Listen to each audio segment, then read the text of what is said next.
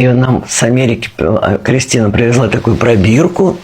Значит, надо плюнуть в эту пробирку, и тебе пришлют все, какая кровь в тебе. Я не еврейка, но зато я наполовину полька.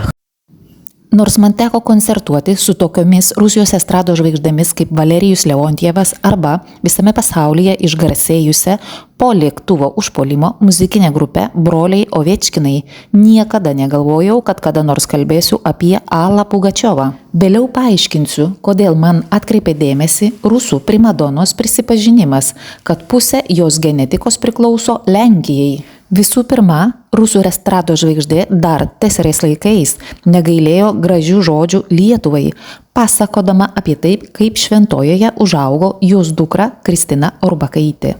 Bet grįžtu prie genetikos. Mano testas taip pat padarytas Amerikoje.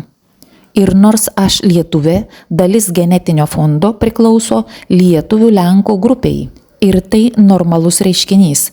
Vis tik mus siejo šimtmečių istorija.